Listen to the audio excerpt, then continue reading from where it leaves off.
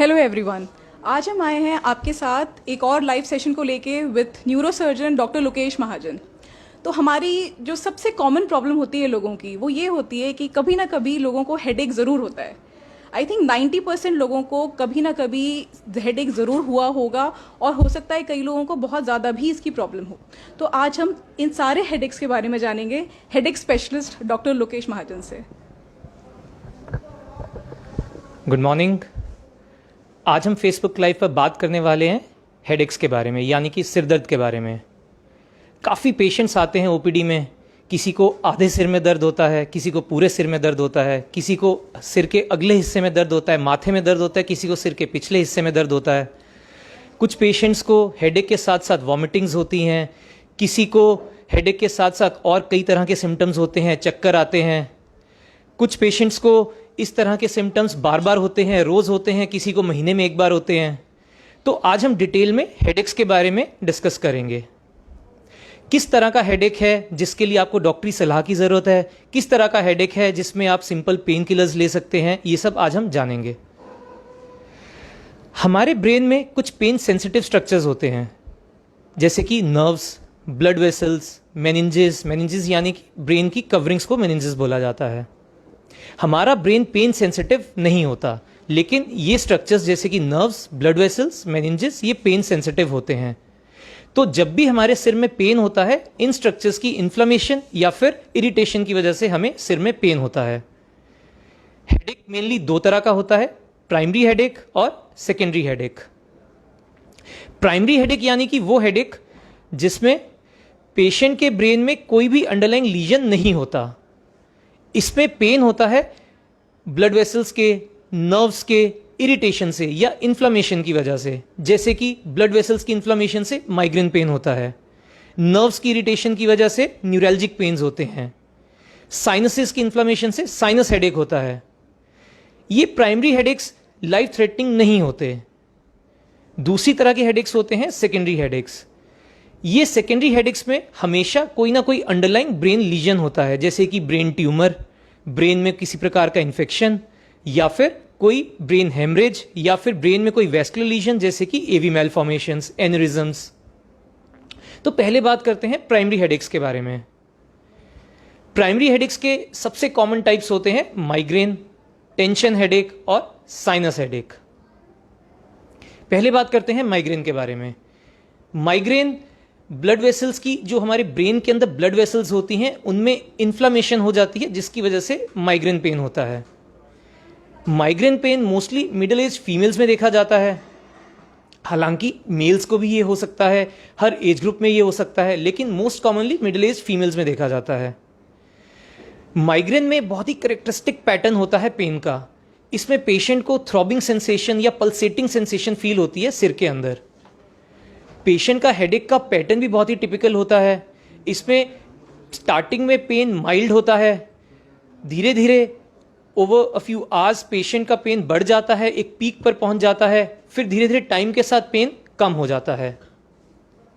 Mostly migraine के patients में आधे सिर में पेन होता है, लेफ्ट साइड में होगा या राइट साइड में होगा, लेकिन कुछ पेशेंट्स में पूरे सिर में भी दर्द हो सकता है। उन पेशेंट्स को जिनको आधे सिर में दर्द हो रहा है, उनका भी टाइम के साथ दर्द पूरे सिर में फैल सकता है, जैसे कि ये माइग्रेन हेडेक। इसमें पेशेंट को आधे सिर में पेन फील होता है।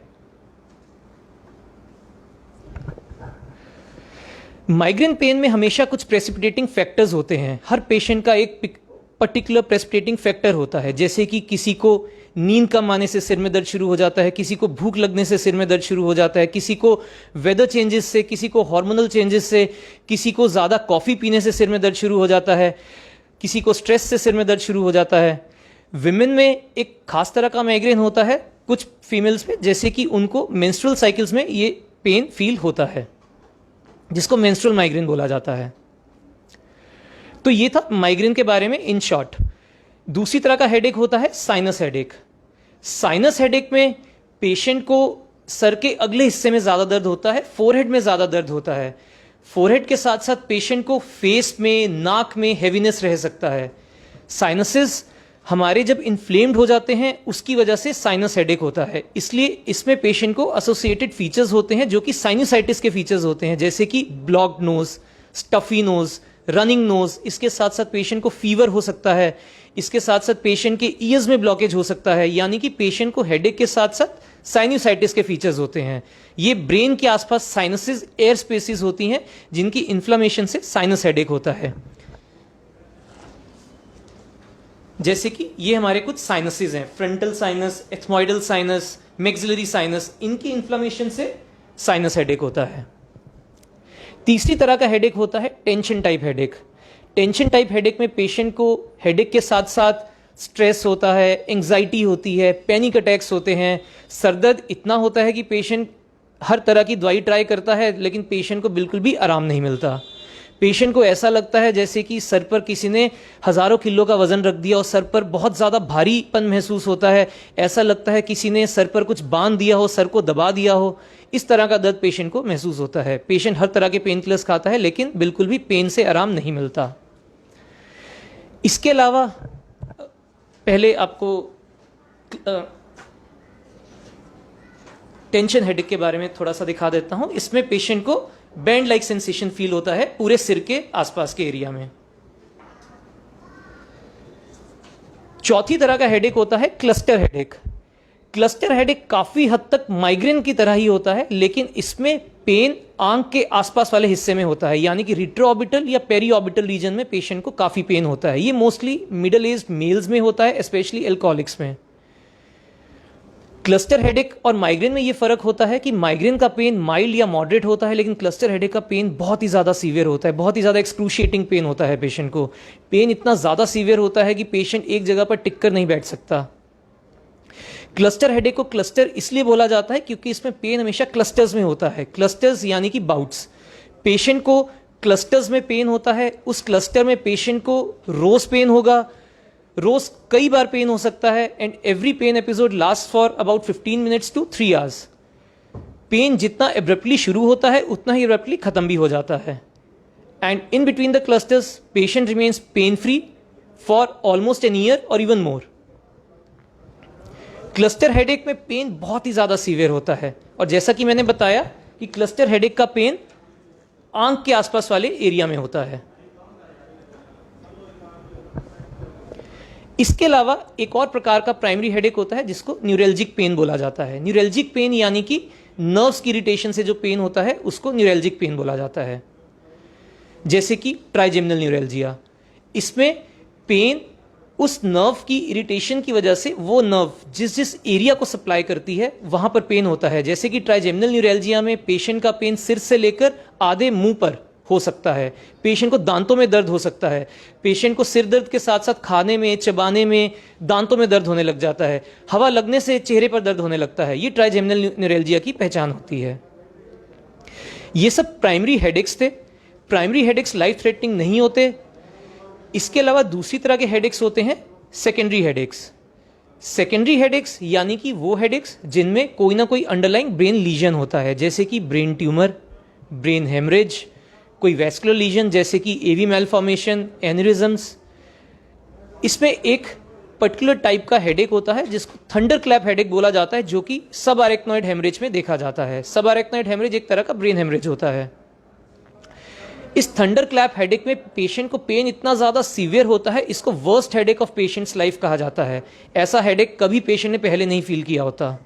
और सेकेंडरी हेडेक्स में हेडेक के साथ साथ पेशेंट को और कई एसोसिएटेड वार्निंग सिम्टम्स होते हैं, जैसे कि सिरदर्द के साथ साथ पेशेंट को मिर्गी के दौरे पड़ सकते हैं, उल्टियां लग सकती हैं, आधा हिस्सा पैरालाइज्ड हो सकता है, आधे हिस्से में सुनपन हो सकता है। तो सेकेंडरी हेडेक्स में हेडेक्स से ज़्यादा एसोसिएटेड सिम्टम्स, जिनको वार्निंग सिम्टम्स कहा जाता है, वो काफ़ी प्रोमिनेंट होते हैं। सेकेंडरी हेडेक्स हमेशा लाइफ थ्रेटनिंग होते हैं और they can lead to serious life threatening complications, इसलिए इनका जल्दी से जल्दी ट्रीटमेंट होना बहुत ज़रूरी है। जब भी पेशेंट्स हमारे पास आते हैं हेडेक के, ओपीडी में हमें बोलते हैं कि हमारा सीटी स्कैन करवा दो, एमआरआई स्कैन करवा दो, लेकिन मैं ये बताना चाहता हूँ कि 90% हेडेक्स प्राइमरी हेडेक्स होते हैं। इनमें सीटी स्कैन, एमआरआई स्कैन की बिल्कुल भी ज़रूरत नहीं होती। तो जब भी इस तरह के पेशेंट्स आते हैं, हम सिंपल पेन किलर्स देकर पेशेंट का पेन ठीक करने की कोशिश करते हैं। लेकिन अगर कई महीनों से दवाइयों के बावजूद दर्द बना हुआ है या फिर पेशेंट को कोई एसोसिएटेड वार्निंग सिम्टम्स हैं, तो फिर ऐसे पेशेंट्स में ज़रूर हमें सीटी स्कैन और एमआरआई स्कैन करा लेना चाहिए। ट्रीटमेंट की बात करें तो सबसे पहले जैसा मैंने बताया, पेन किलर्स दिए जाते हैं, सिंपल पेन किलर्स दिए जाते हैं जैसे कि पैरासीटामोल, डिक्लोफेनेक, आइबुप्रोफेन। 90% पेशेंट्स को सिंपल पेन किलर से काफ़ी आराम मिलता है, लेकिन कुछ पर्टिकुलर टाइप के हेडेक्स होते हैं जिनमें हमें साथ साथ एसोसिएटेड और भी कुछ मेडिसिन देनी पड़ती हैं, जैसे कि माइग्रेन हेडेक्स। माइग्रेन में जिन पेशेंट्स को सिंपल पेन किलर से आराम नहीं महसूस होता, उनको हमें एक स्पेशल कैटेगरी ऑफ ड्रग्स होता है जिसको ट्रिप्टन्स कहा जाता है, जो कि ब्लड वेसल्स की इन्फ्लामेशन को कम करते हैं, वो देने पड़ते हैं, जैसे कि सुमाट्रिप्टन। काफ़ी पेशेंट्स को सुमाट्रिप्टन से रिलीफ फील होता है। इसके साथ साथ माइग्रेन पेशेंट्स को ये एडवाइस दी जाती है कि जो भी उनका प्रेसिपिटेटिंग फैक्टर है उसको आइडेंटिफाई करें और प्रेसिपिटेटिंग फैक्टर को अवॉइड करें। जैसे कि किसी को भूख लगने से सिर में दर्द होता है तो वो ज़्यादा देर भूखा ना रहे, किसी को लैक ऑफ स्लीप से सिर में दर्द होता है तो वो इंश्योर करे कि एडिक्वेटली वो अपना स्लीप साइकिल ठीक रखे, किसी को कॉफ़ी पीने से सिर में दर्द होता है तो वो ज़्यादा कॉफ़ी ना पिए। फिर साइनसिस वाला हेडेक यानी कि साइनस हेडेक, इसमें पेन किलर्स के साथ साथ हमें साइनसाइटिस का भी ट्रीटमेंट करना पड़ता है, जिसके लिए हमें पेशेंट को स्टीम इनहेलेशन एडवाइस करनी पड़ती है। स्टीम के साथ साथ पेशेंट को हमें कुछ सिंपल एंटी हिस्टामिनिक्स देने पड़ते हैं, जैसे कि सिट्रिजीन। ये हमारे ब्लॉक्ड साइनसिस को खोलती हैं ये मेडिसिन्स। लेकिन अगर इसके बावजूद भी सिर में दर्द बना हुआ है, नेजल सिम्टम्स बने हुए हैं, तो हमें एक ईएनटी सर्जन को ज़रूर दिखा लेना चाहिए ताकि साइनसिस की सर्जरी की जा सके। फिर tension type headache. Tension type headache में पेशेंट हर तरह की मेडिसिन ट्राई करता है, लेकिन उसे बिल्कुल भी आराम नहीं होता, क्योंकि इसमें अंडरलाइंग कॉज होता है पेशेंट की एंग्जाइटी, पेशेंट का स्ट्रेस, पेशेंट का डिप्रेशन। तो इसमें हमें हमेशा पेन किलर्स के साथ साथ पेशेंट की एंग्जाइटी, डिप्रेशन और पैनिक अटैक्स का ट्रीटमेंट करना पड़ता है। इसके साथ साथ टेंशन हेडेक टाइप पेशेंट्स को हमें रिलैक्सेशन टेक्निक सिखानी पड़ती हैं, जैसे कि मेडिटेशन, थोड़ी सी उनकी साइकोलॉजिकल काउंसलिंग करनी पड़ती है। फिर होते हैं सेकेंडरी हेडेक्स। सेकेंडरी हेडेक्स में हमेशा अंडरलाइंग ट्रीटमेंट का, अंडरलाइंग कॉज का ट्रीटमेंट किया जाता है, जैसे कि ब्रेन ट्यूमर। तो ब्रेन ट्यूमर की सर्जरी करने से हम सेकेंडरी हेडेक को ठीक कर सकते हैं। या फिर एवी मेलफॉर्मेशन। एवी मेलफॉर्मेशन में ऐसा कहा जाता है कि अगर मेलफॉर्मेशन छोटा है तो हम सिम्टोमेटिक ट्रीटमेंट देकर पेशेंट को ठीक कर सकते हैं, लेकिन अगर एवी मेलफॉर्मेशन बड़ा है तो उसमें हेमरेज होने के काफ़ी चांसेस रहते हैं, तो फिर ऐसे पेशेंट्स को सर्जरी करवा लेनी चाहिए। अगर पेशेंट को ब्रेन हेमरेज की वजह से हेडेक है, हेमरेज अगर छोटा है तो हम हमेशा ऑब्जर्व करते हैं, लेकिन अगर हेमरेज बड़ा है तो उसकी भी सर्जरी की जाती है। तो ये हमने कुछ हेडेक्स के डिफरेंट टाइप्स के बारे में जाना, किस तरह के हेडेक्स होते हैं, किस तरह से ट्रीट किया जाता है, कौन से हेडेक्स डेंजरस हो सकते हैं, कौन से डेंजरस नहीं होते। ये हमने आज इन शॉर्ट हेडेक्स के बारे में आज चर्चा की। हमारे पास कुछ क्वेश्चंस आए हुए हैं, अब हम उनको लेते हैं। तो डॉक्टर लोकेश, आपने बताया कि माइग्रेन में आधे सर में ही दर्द होता है, तो अगर किसी को पूरे सर में दर्द होता है तो क्या वो माइग्रेन नहीं है? देखिए, ये कहना ठीक नहीं है कि पूरे सर में दर्द होना माइग्रेन नहीं है। जैसा कि मैंने बताया कि माइग्रेन में मैक्सिमम पेशेंट्स को आधे सिर में ही दर्द होता है, लेकिन उनको भी जब सर दर्द की इंटेंसिटी बढ़ जाती है तो दर्द पूरे सिर में स्प्रेड कर सकता है। और कुछ पेशेंट्स ऐसे भी होते हैं जिनको स्टार्टिंग से ही दर्द हमेशा पूरे सिर में होता है, तो पूरे सिर में दर्द होना भी एक माइग्रेन का सिम्टम हो सकता है। क्या बहुत हेडेक होना ब्रेन ट्यूमर का भी सिम्टम हो सकता है? ये क्वेश्चन काफ़ी पेशेंट्स लेकर आते हैं कि मुझे सिर में दर्द होता है, क्या मुझे ब्रेन ट्यूमर तो नहीं है, फ़ोन करके लोग पूछते हैं। लेकिन ये हम पहले भी काफ़ी बार डिस्कस कर चुके हैं कि सिर्फ सिर में दर्द होना ब्रेन ट्यूमर का सिम्टम नहीं होता। ब्रेन ट्यूमर में एसोसिएटेड सिर दर्द के साथ साथ कुछ वार्निंग सिम्टम्स होते हैं, जैसे कि मल्टीपल एपिसोड्स ऑफ वॉमिटिंग, काफ़ी ज़्यादा वॉमिटिंग होना, पेशेंट का आधा हिस्सा पैरालाइज्ड हो जाना, पेशेंट के आधे हिस्से में सुनपन हो जाना, मिर्गी के दौरे पड़ना। तो सिर्फ सिर दर्द होने को ब्रेन ट्यूमर नहीं माना जा सकता, लेकिन सिर दर्द के साथ साथ अगर पेशेंट को कुछ वार्निंग सिम्टम्स है तो हमें ज़रूर इन्वेस्टिगेट करा लेना चाहिए। हमारे एक पेशेंट हैं जिन्हें काफ़ी बार हेडेक होता है, तो अब उनको डर लग रहा है कि क्या ये कोई ब्रेन हैमरेज तो नहीं है। इस बात में कितनी सच्चाई हो सकती है?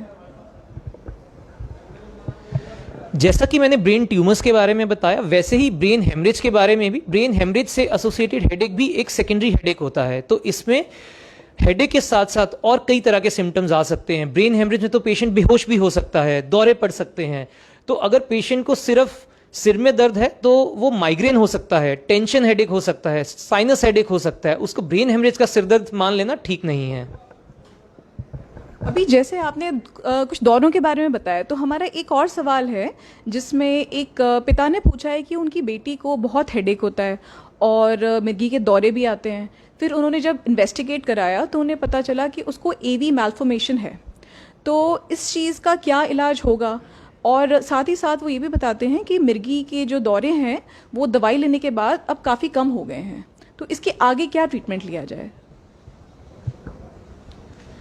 देखिए, एवी मेल फॉर्मेशन काफ़ी बच्चों में देखने को मिलता है। एवी मेल फॉर्मेशन का ट्रीटमेंट हमेशा उसके साइज़ पे डिपेंड करता है।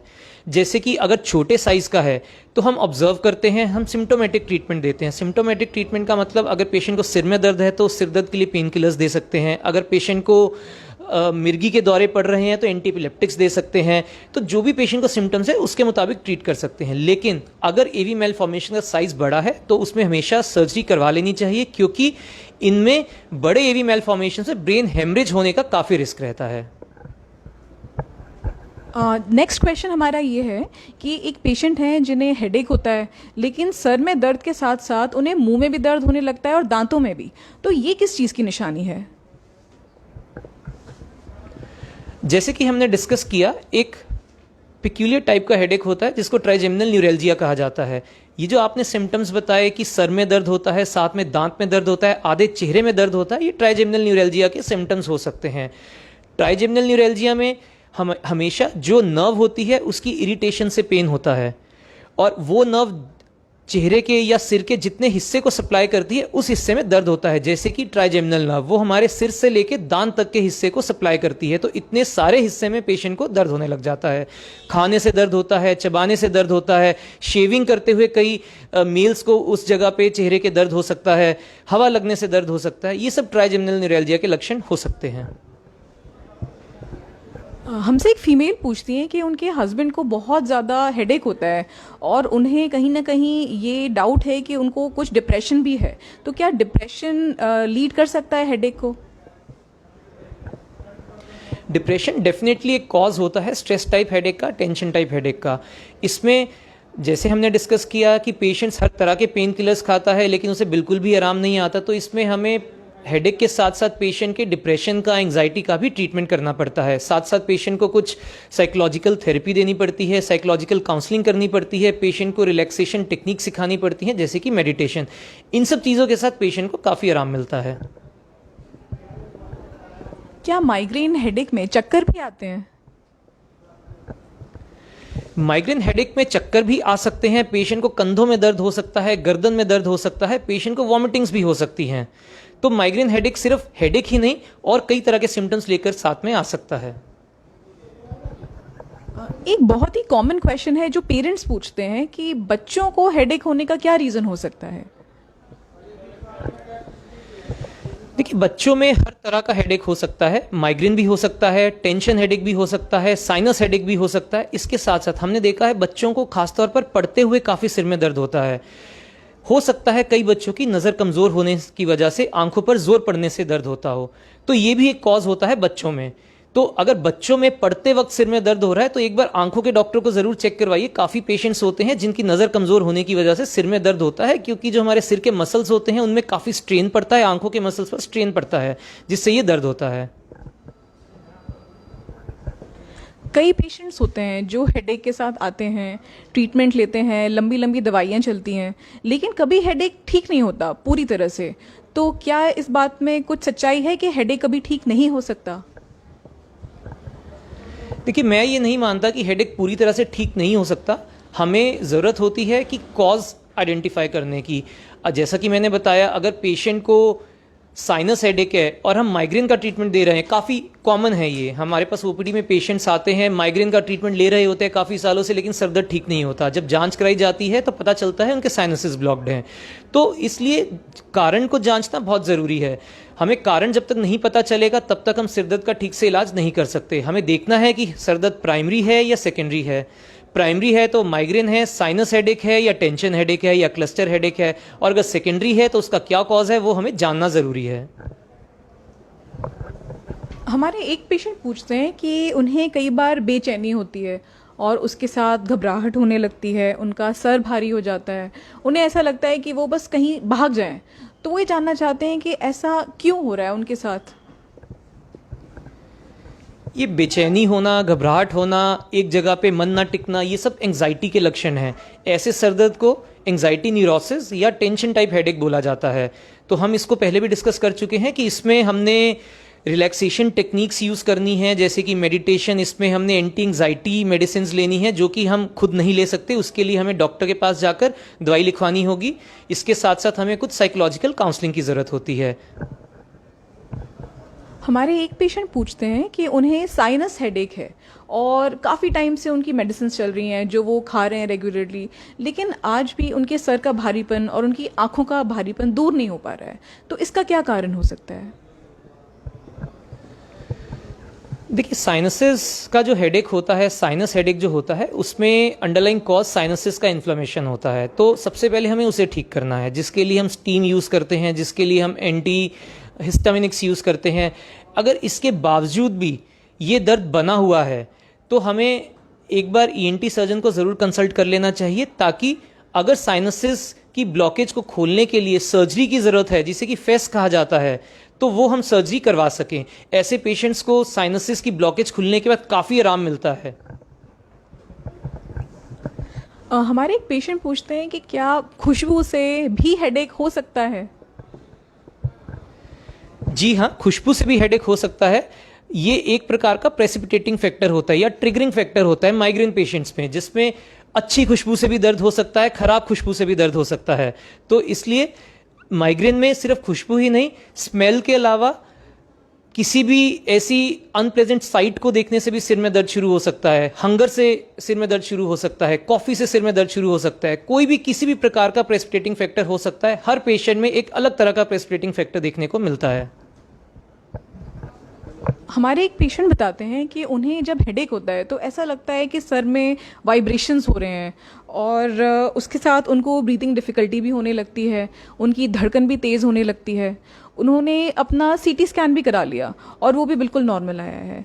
तो वो आप ये जानना चाहते हैं कि आगे क्या ट्रीटमेंट पॉसिबल है?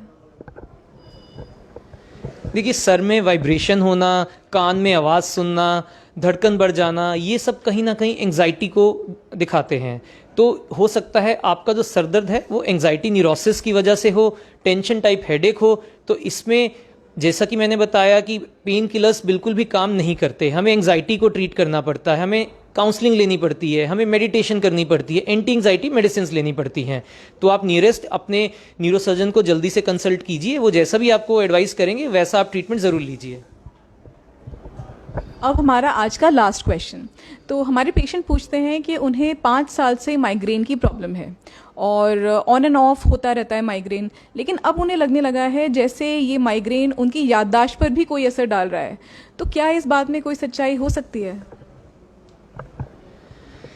देखिए, माइग्रेन का मेमोरी से तो कोई संबंध नहीं है, लेकिन अगर आपको कुछ मेमोरी डिस्टर्बेंसेस हैं, कुछ याद नहीं रह रहा, इसमें हो सकता है कि कोई सेकेंडरी कॉज हो। तो इसमें इन्वेस्टिगेट करना ज़रूरी है, सीटी स्कैन, एमआरआई करना ज़रूरी है, तो हमें पता चलेगा कि क्या कोई सेकेंडरी कॉज है। और माइग्रेन के बारे में मैं एक चीज़ और बताना चाहूँगा कि माइग्रेन में लोग बताते हैं कि कई कई सालों से उन्हें माइग्रेन अटैक्स हो रहे हैं, कई कई सालों से सिर में दर्द बना हुआ है। ऐसा नहीं होता। माइग्रेन में डिपेंड करता है कि पेशेंट को माइग्रेन अटैक्स होने की क्या फ्रीक्वेंसी है। अगर माइग्रेन अटैक्स पेशेंट को once in 15 days, once in 20 days या वंस इन 30 डेज हो रहा है, तो ऐसे पेशेंट्स को ज़्यादा ट्रीटमेंट की ज़रूरत नहीं होती, सिर्फ एसओएस बेसिस पे हम पेन किलर्स दे सकते हैं। लेकिन अगर माइग्रेन अटैक्स की फ्रीक्वेंसी ज़्यादा है, यानी कि माइग्रेन अटैक्स की frequency once in a week, या पेशेंट को once in 3 days, once in 2 days, या फिर रोज ही माइग्रेन का पेन हो रहा है, तो ऐसे पेशेंट्स को माइग्रेन प्रोफाइलेक्सिस की जरूरत होती है। माइग्रेन प्रोफाइलेक्सिस का एम होता है कि हम पेशेंट के सरदर्द की फ्रीक्वेंसी और इंटेंसिटी को कम कर सकें। तो ये आज हमने हेडेक के बारे में डिटेल में आज डिस्कशन की। ऐसे ही आगे भी हम आपके साथ किसी ना किसी टॉपिक पर जुड़ते रहेंगे। Thank you.